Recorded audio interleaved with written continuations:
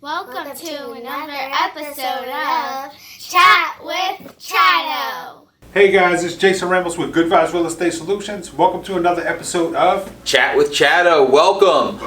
Hope you guys enjoyed our video from last week where we took a walk through a potential rental property, actually a rental property that we purchased in the past that we're going through a tenant changeover right now.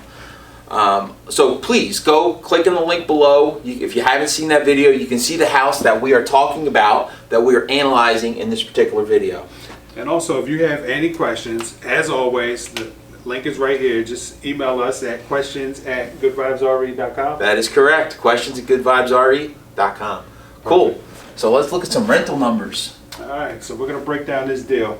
So the house was unlike any other house in the area, first of all. So in order for us to determine what it was worth, we couldn't really use any comps. This was the only converted garage type of house that didn't have a basement. It was one bedroom basically, so there was nothing to compare it to. So we had to do an income-based analysis on this property, and that's what we're going to go over for you today. So if you guys are ever in a jam and you don't have any comps, that's what we're going to show you. So that property was what, one bedroom? One bedroom. And it was unique in that it wasn't an apartment. It was a single house. It had a basement, wasn't attached. It was a pretty unique one bedroom. What do they go for in Trenton for a one bedroom for rental income? Rental income anywhere between $700 to $800 usually for one bedroom. Sometimes you can get more. And that's an apartment. Yeah. And this is a house. So we got a fenced in backyard that we're offering people, so we might even do a little better than that. All right. So you want to look at the income first. All right, so what would this property bring us? And this is an estimate of what it's going to bring us. Next, you want to look at the expenses. So we have what's called reoccurring expenses. So you always want to keep in mind your taxes. That's something that has to be paid every quarter. You're going to be looking at insurance. Depending on what you work out with your tenants, you're going to be doing utilities as well. You might be paying for water. You might be paying for gas, depending on how you work it. There's also, a lot of people don't like to manage their own properties. So you want to factor in management. Management can run you anywhere from 8 to 10% of the monthly income. Maintenance. Maintenance, you want to factor in a set number. Even though you might not fix up the property or you might not have to make any repairs, you always want to put that buffer just in case. And then last, vacancy. You always want to factor in vacancy. We usually do about a month's worth of, one month's worth of income as vacancy. So Cool. And Chatto's going to show you how to factor all this stuff in. So the taxes are what the taxes are. Small one bedroom single detached house in Trenton, New Jersey. Taxes are $2,500 per year. Welcome to New Jersey. Crazy. So it's a small house. It's less than 700 square foot. I think the insurance is a little less than that, but it's about $600 per year on an annual basis. Property management, I'm going to skip utilities for now. Property management is 10% usually. Sometimes you get it for less, but it's nice and easy to go with 10%. Vacancy, we usually do a month rent, so $800, even if we go up a little bit, maybe $1,000. Let's say if it takes a little longer to get it rented. Maintenance, again, that's a yearly, who knows? The water heater might go, it's going to cost you $1,000. The heater might go, it might cost you $3,000, $4,000. Right. You don't know, but you got to put in something on a regular basis. On this property, let's say, $1,200.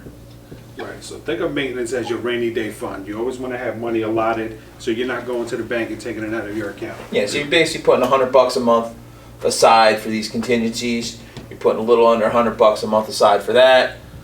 So the last thing here is utilities, and also one thing we forgot is landscaping. And snow removal. Landscaping, snow removal. You guys probably can't read this, but doing my best here. So, one of the reasons that I personally love single-family homes is that there's one person, one tenant living in the property. They are using the electricity, so what they use they pay for. They are using the water, so what they use they pay for.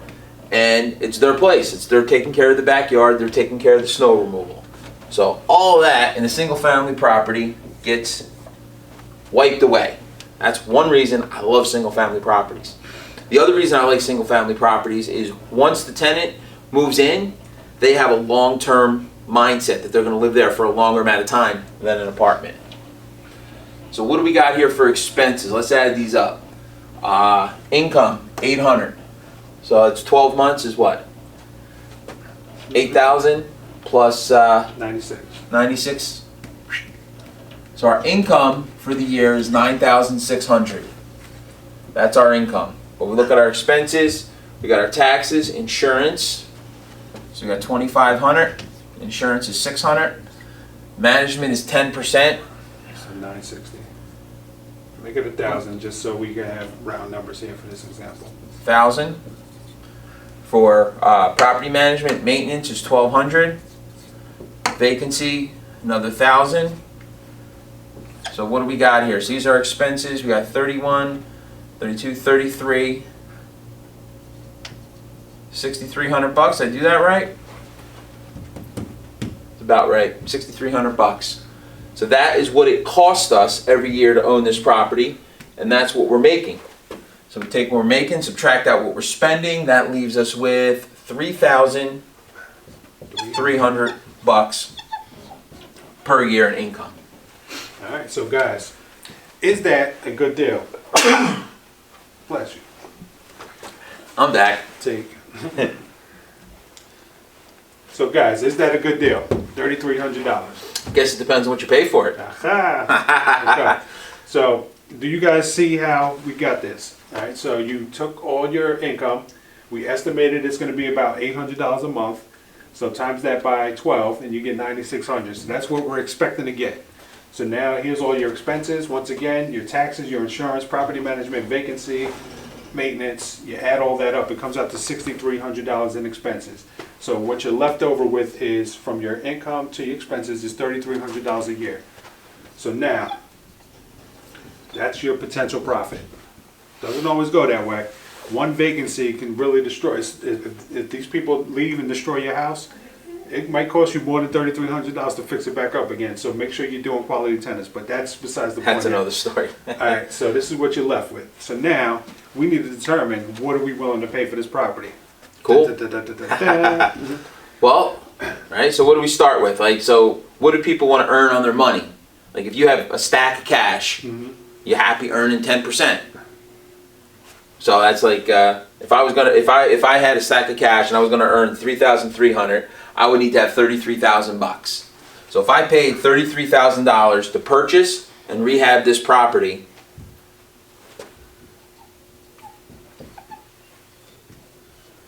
at 10%, I'll make. If I make this, I made 10% on my money.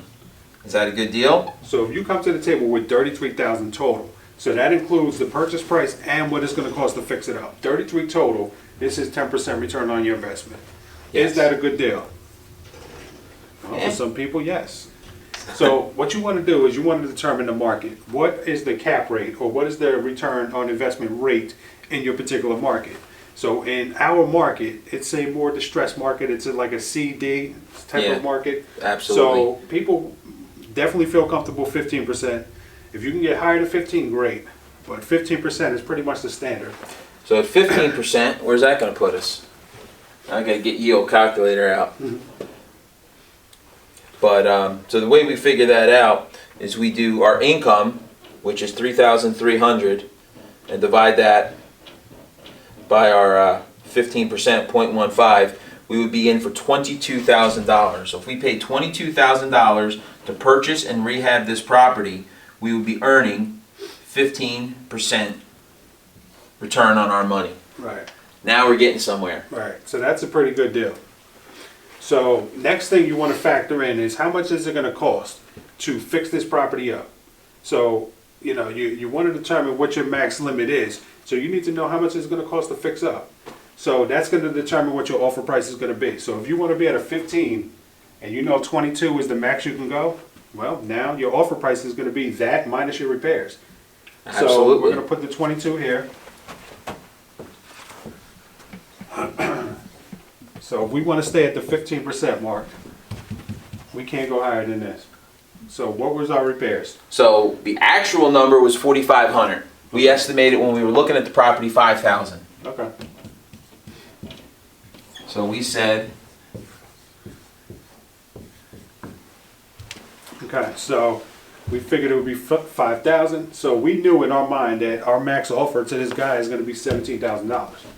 So the question that we had for him is, what do you want? What are you looking for? yep. Right? And when Jay asked him that question, why are you selling the property? He wanted to buy a boat. He wanted to buy a boat.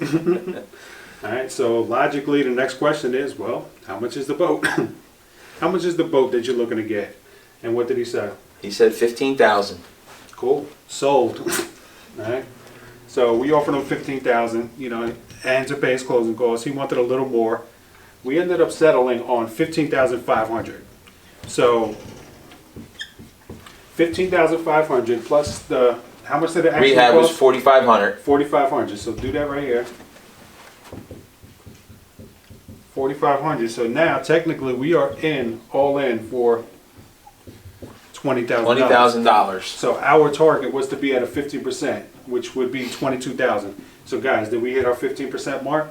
Absolutely. There you go. So There we that's go. how we determined what the price was and how to do it. So we knew where we needed to be percent-wise for it to be a deal. Anything higher than that, we would have walked away. So Absolutely. the guy was pretty adamant at first about the 20. We had to finesse him a little bit. And he finally, his motivation was there.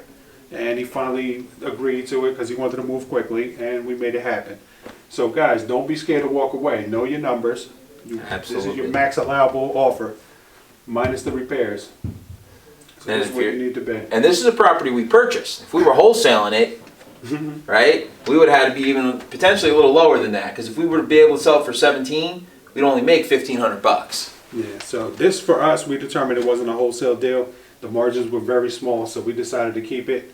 And it's been a pretty good property until the tenant died, but that's a different story. So, guys, I hope you understand this. I hope it was very clear. If you have any questions, seriously, Please if you reach need out to more us. clarification, questions at goodvibeslread.com. Seriously, we'll definitely break it down slowly. If you want to see the property itself, we had a video that we just did prior to this one. The link will be in the description. So take a Yep. look at the property. Small place. All right, so guys, that was it. Cool. Hope you got some value out of this video. And as always, if you have any questions, please feel free to reach out to us. Thank you very much. Have a great day. Have a great day. Thanks.